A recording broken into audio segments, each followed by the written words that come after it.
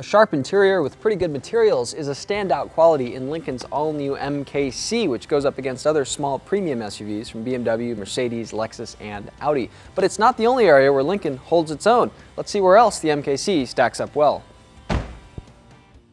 Now we'll get to that interior in a moment, but it's worth noting that the MKC is kind of big for its class, priced similarly to the Audi Q3, closer in size to the larger Q5.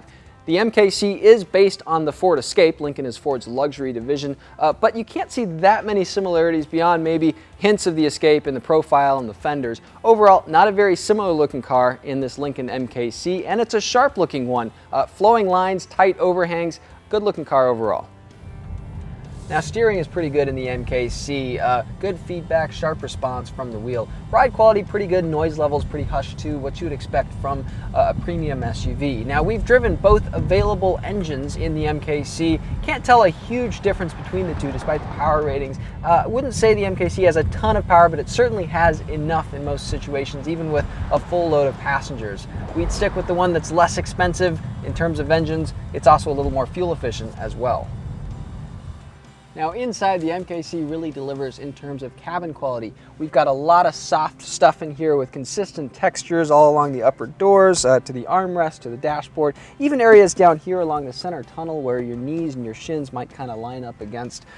They're all very padded. The center stack right here uses real buttons and knobs now as part of Lincoln's revamped My Lincoln Touch system. It's nice to see those back instead of the capacitive touch buttons that still occupy a lot of Lincoln vehicles. The 4-quadrant screen up here that's standard still has kind of small buttons for some areas that you need to touch, like the heated steering wheel, but overall a much easier system to use.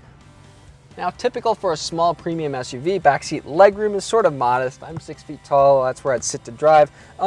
I have okay legroom back here. They're sort of touching my shins, the front seats. If you have passengers that are much more than 6 feet, they might find it a little too tight for them. But overall headroom, pretty good here, and the floor hump in our all-wheel drive test car, pretty low to the ground, so good space for your feet to kind of spread out. Now, the seats in back of the MKC do recline a few degrees with these hip area levers right here. They don't go forward or backward though, but behind them, pretty good cargo room for this class.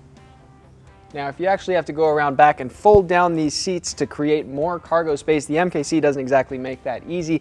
There aren't any levers here or releases in the cargo area, nor are there any in kind of the upper parts of the seat back, so that means you have to go around to the back seat and fold down using those hip point levers, kind of a drag. Now, Cars.com new car inventory has a lot of MKCs listed in the low to mid $40,000 range, but the MKC's $34,000 give or take starting price really comes with a lot of standard features.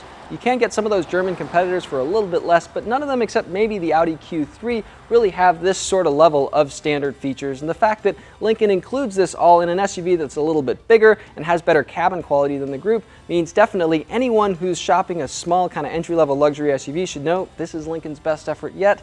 Definitely worth a drive.